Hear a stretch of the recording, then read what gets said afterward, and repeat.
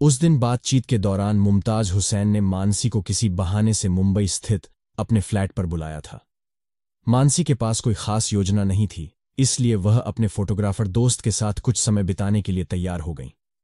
कुछ देर बातचीत और स्नैक्स के बाद मुमताज हुसैन ने कबूल किया, मानसी, जब से मैं तुमसे मिला हूं मैं तुम्हारा दीवाना हो गया हूं।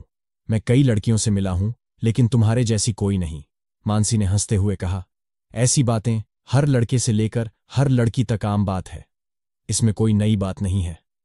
मैं सच कह रहा हूं मानसी, तुम किसी और की तरह नहीं हो, उन्होंने जोर देकर कहा। मानसी ने जवाब दिया, देखो मुमताज, हमारी दोस्ती एक फोटोशूट से शुरू हुई थी। न तो मैं अपना करियर संवार पाई और न ही तुम। बेहतर होगा कि हम अपने अपने करियर पर ध्यान दें और दोस्त बनकर एक दूसरे की मदद करें। मुमताज ने जोर देकर कहा, यह सब ठीक है और अच्छा है, लेकिन आज चलो सेक्स के बारे में बात करते हैं। मैं सिर्फ तुम्हारे साथ सेक्स का आनंद लेना चाहती हूं। सुरक्षित सेक्स, बिल्कुल, कोई जोखिम नहीं, किसी को कभी पता नहीं चलेगा।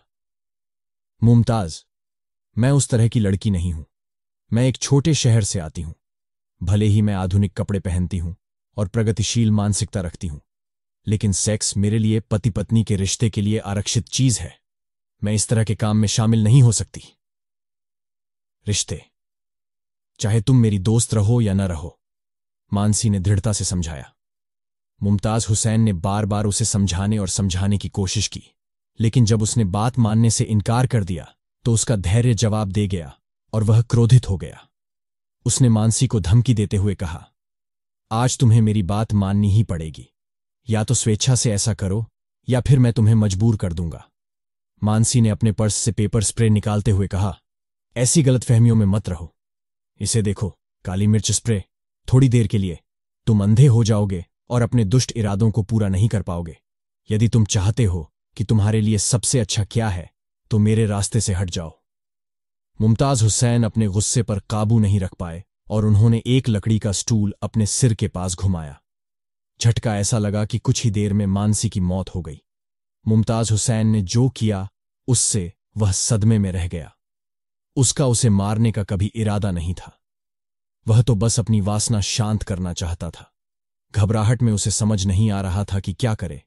इससे पहले कि मुमताज कुछ सोच पाती, किसी ने दरवाजे की घंटी बजा दी। जादुई आंख से झांककर उसने देखा कि सचिन वहां खड़ा है। गनीमत रही कि मानसी का शव कमरे के अंदर था। मानसी यहां है? सचिन ने पूछा।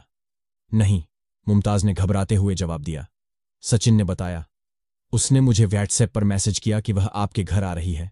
मुझे इस तरफ आना पड़ा, यह सोचकर कि मैं उसे अपने साथ ला सकता हूं। हाँ, उसने कहा था कि वह यहां आ रही थी, लेकिन किसी कारण से वह यहां नहीं आ सकी। मुमताज ने अपनी चिंता छुपाने की कोशिश करते हुए जल्दी से जवाब दिया। उन्हें चिंता थी कि कहीं सचिन कमरे में ना आ जाए। लेकिन आप घर पर हैं, आपको इतना पसीना क्यों आ रहा है? सचिन ने पूछताछ की। न कुछ नहीं, बस थोड़ा वर्कआउट कर रहा हूं। आओ बैठो। मुमताज ने सचिन के कमरे में आने के डर से झिझकते हुए कहा, अभी नहीं, मुझे समय पर स्टूडियो पहुंचना है। मैं दूसरी बार आऊंगा। मैं मानसी से फोन पर बात करूंगा। मुझे उसे स्टूडियो में किसी से मिलवाना भी था, सचिन ने जाते हुए कहा। मुमताज ने झट से दरवाजा बंद किया और सबसे पहले मानसी का फोन बंद कर दिया। उसे एहसास हुआ कि उसके शरीर को वहां छोड़ने से संदेह पैदा होगा और अंततः सच्चाई सामने आ जाएगी। आखिरकार उसे शव को ठिकाने लगाने का तरीका ढूंढना पड़ा। आखिर कैसे? यह उसकी समझ से परे था। अपार्टमेंट के बाहर एक सुरक्षा गार्ड ड्यूटी पर था। काफी सोच विचार के बाद मुमताज ने शव को एक बड़े सूटकेस में ले जाकर कहीं और छोड़ने का फैसला किया। अगर कहीं और शव मिलता तो पुलिस उस पर शक नहीं करती। इस योजना के बाद मुमताज ने एक कार बुक की और सूटकेस मलाड में कुछ झाड़ियों के पास छोड़ दिया।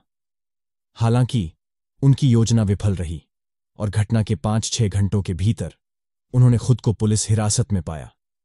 मुमताज थाने में बैठकर अपने पतन के कारणों पर विचार कर रही थी। उन्होंने महसूस किया कि उनकी अनुचित मांग के कारण ही उनकी वर्तमान स्थिति उत्पन्न हुई है।